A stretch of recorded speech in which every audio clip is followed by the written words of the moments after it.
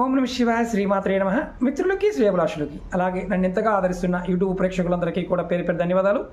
మిత్రులారా, మీ అందరికీ పరాదేవత ఎల్లవెల్లలా మీతో ఉండి మీ మనోవాంఛ నెరవేర్చాలని మనస్ఫూర్తిగా కోరుకుంటున్నాను. ఈరోజు మనం ఒక అద్భుతమైన తాంత్రిక ఉపాయం తెలుసుకుందాం. ఎవరైతే ఎన్ని పూజలు చేసినా ఫలితం రావడం లేదు అనేవారు, అలాగే మాకు కులదైవానికి సంబంధించిన దోషాలు ఉన్నాయండి, కులదైవ శాపాలు ఉన్నాయని జ్యోతిషి చెప్పారండి అనేవారు, మా ఇంటి వాస్తు బాగోలేదు, మేము అద్దింట్లో ఉంటున్నాము, మాకు కలిసి రావడం లేదు అనేవారు ఈ ఉపాయాన్ని ఖచ్చితంగా ప్రయత్నించేయండి. అలాగే కొంతమంది ఇంట్లో పూజా మందిరాలు ఏర్పాటు చేసుకుంటారు. అంటే దేవుడు గుడి అంటాం. చిన్నవాళ్ళైనా పెద్దవాళ్ళైనా కొంతమంది పెద్దగానే కట్టుకుంటారు. దాంట్లో విగ్రహాలు పెడుతూ ఉంటారు, పటాలు పెడుతూ ఉంటారు, యంత్రాలు పెడుతూ ఉంటారు, రకరకాల తాంత్రిక వస్తువులు కూడా పెట్టి ఆరాధిస్తూ ఉంటారు. ఎంత చేసినప్పటికీ కూడా పని అనేది అవ్వదు, అంటే విజయాలు సాధించలేరు. దానికి కారణం చాలామందికి తెలియకపోవడం కారణం ఏంటంటే ఆ ఇంటికి ఉన్న శక్తిని వారు వినియోగించుకోకపోవడం. అంటే అసలు ఇంటికి సంబంధించి ఎక్కడ దేవతా శక్తి ఉంటుంది, మనం పని మీద వెళ్తున్నప్పుడు ఎక్కడ ఆరాధించాలి, ఎలా చేయాలి, ఏ విధంగా చేస్తే ఫలితం వస్తుందో ఈ వీడియోలో చెప్తాను మీకు నేను. అలాగే మీకు ఈ వీడియో నచ్చినట్లయితే లైక్ చేయండి, ఛానల్ని సబ్స్క్రైబ్ చేసుకోండి, పక్కనే ఉన్న గంట సింబల్ని యాక్టివేట్ చేసుకొని 10 మంది మిత్రులకి షేర్ చేయండి. ఎందుకంటే ఈ అద్భుతమైన తేలికైన తాంత్రిక ఉపాయం. ఇక్కడ మతము, జాతి, కులం ఇలాంటివంటూ ఏమీ లేవు. ఎవరైనా ఈ ఉపాయాన్ని చేయవచ్చు.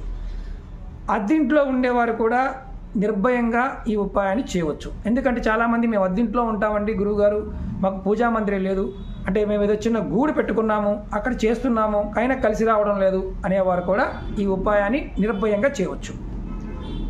మనం ఇల్లు కట్టినప్పుడు అంటే చాలామంది ఏంటంటే ఇంటికి ఒక సపరేట్గా ఒక దేవత పెట్టుకోవడానికి ఒక బల్ల కావచ్చు, ఒక రూమ్ కావచ్చు కట్టుకుంటూ ఉంటారు. అందులో దేవత విగ్రహాలు పెట్టిన తర్వాత కులదైవానికి సంబంధించి పూజలు కూడా చేస్తూ ఉంటారు. కానీ శాస్త్రం ప్రకారం, వాస్తు ప్రకారం మన ఇంటికి సంబంధించిన శక్తి ఎక్కడ ఉంటుంది అనేది చాలామందికి తెలియదు. మనం ఎవరైనా సరే, మీకు ముఖ్యంగా ఏ పని అయినా అనుకున్న పని అవ్వడం లేదు అన్నప్పుడు మీరు వాస్తు చూయించుకుంటూ ఉంటారు, ఇల్లు కలిసి రావడం లేదు అంటూ ఉంటారు.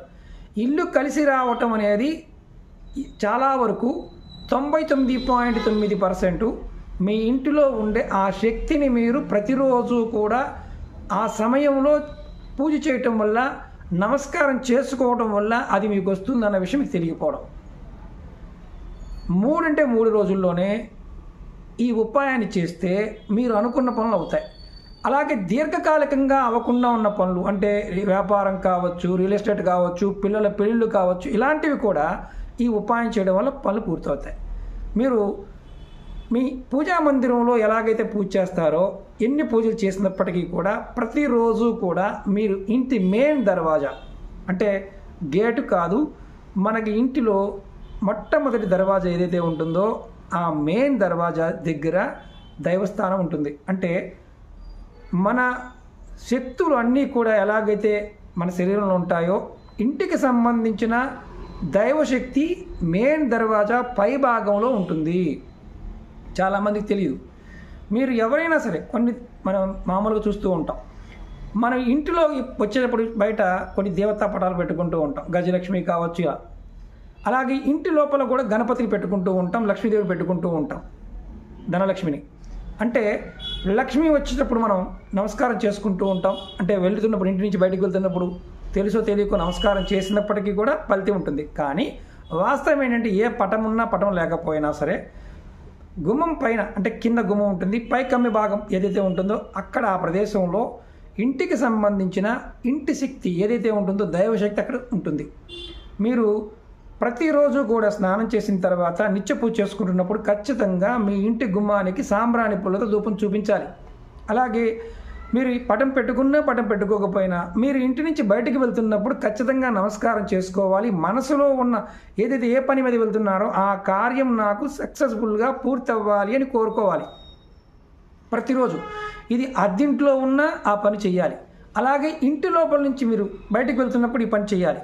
అలాగే మీరు బయట నుంచి ఇంటిలోకి వస్తున్నప్పుడు కూడా మీ మనసులో గుమ్మం పైభాగం చూసి నేను ఏదైతే ఈ ఇంట్లో నేను ప్రవేశిస్తున్నాను కాబట్టి నాకు మనశ్శాంతి, కుటుంబ శాంతి, కుటుంబంలో ఎటువంటి గొడవలు లేకుండా ఉండాలి, అష్టైశ్వర్య భోగభాగ్యాలు కలగాలి, నాకు ఈ ఇల్లు నాకు వృద్ధి కలగాలి అని కోరుకోవాలి.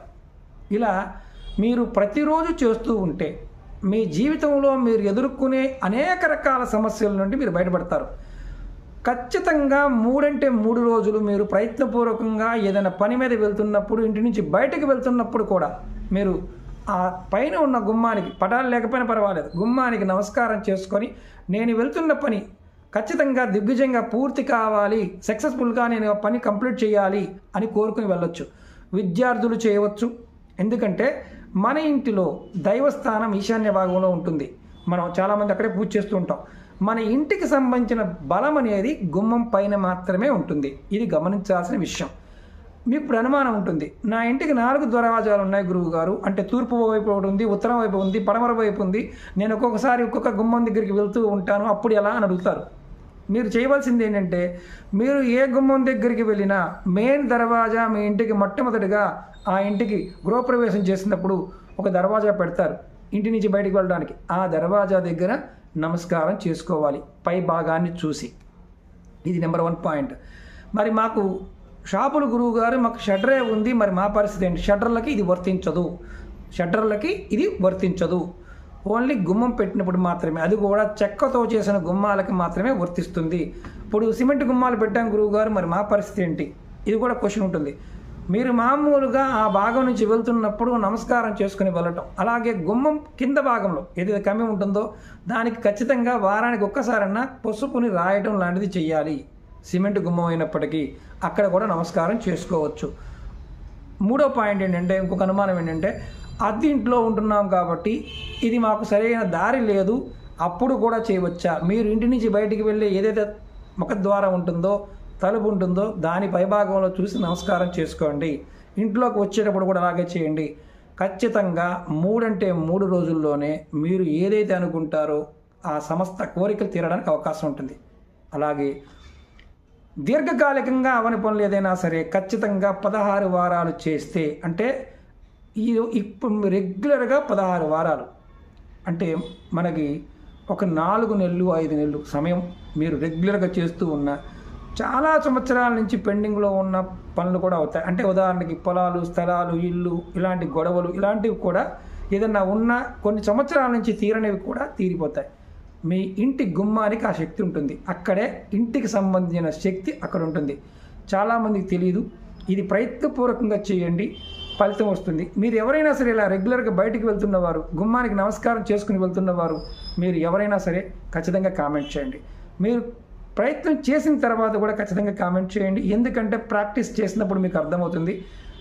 ఇది ఆడవారైనా మగవారైనా ఎవరైనా చేయవచ్చు. దీనికి నియమ నిబంధన అంటూ ఏమీ లేదు. అంటే పీరియడ్స్ టైంలో ఉన్నాం గురువు గారు, ఎవరైనా మరణించి ఉన్నారు గురువు గారు, ఇలాంటివి ఏమీ లేవు. ఇది నిత్యం చేయండి. మీ ఇంట్లో పూజా మందిరంలో ఎంత శక్తి ఉంటుందో అంత శక్తి మీ గుమ్మానికి ఉంది. అందుకని పూర్వం రోజుల్లో గుమ్మానికి చాలా విశేషంగా పూజ చేసేవారు, నమస్కారం చేసుకుని వెళ్ళేవారు.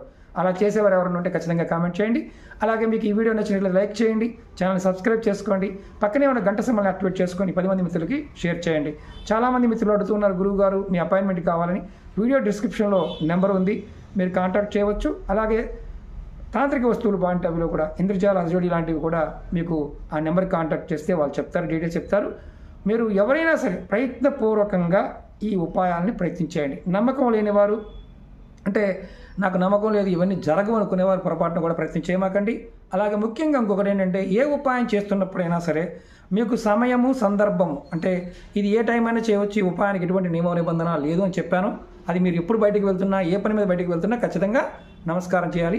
దీనివల్ల కలిగే లాభం, ఇంకొక లాభం ఏంటంటే, మీ కులదైవానికి సంబంధించిన, అంటే మీ కులదైవం తెలియకపోయినా, మీ ఇంటి దైవం తెలియకపోయినా, మీరు ఆ ప్రదేశంలో ఆ దేవత ఉంటుంది కాబట్టి నమస్కారం చేసుకుని వెళ్ళడం వల్ల ఫలితం ఉంటుంది. అలాగే ఎవరైనా సరే ఒట్టి గుమ్మమే ఉంది గురువుగారు అనేవారు, గుమ్మం లోపల పైభాగంలో మీరు లక్ష్మి, అంటే గజలక్ష్మి బొమ్మ పెట్టుకోవచ్చు, లేదా రాముల వారి పట్టాభిషేక పటాన్ని కూడా మీరు పెట్టుకోవచ్చు. మీరు వెళ్తున్నప్పుడు అలా చెప్పి వెళ్ళినా సరే ఫలితం అనేది ఖచ్చితంగా వస్తుంది. వేరే మతాల వాళ్ళకి ఏమీ లేకపోయినా గుమ్మానికి నమస్కారం చేసుకొని మీ కోరిక చెప్పుకొని వెళ్ళండి, ఖచ్చితమైన ఫలితం పొందుతారు. ఎందుకంటే ఇది అనుభవపూర్వకంగా చాలామంది ప్రయత్నం చేస్తూ ఉంటారు. వారి యొక్క అనుభవంలో కూడా ఇవి జరుగుతూ ఉంటాయి. పెద్దవాళ్ళని అడగండి, వాళ్ళు చెప్తూ ఉంటారు. ఓకే మిత్రులారా, ఓం నమః శివాయ, శ్రీమాత్రే నమః.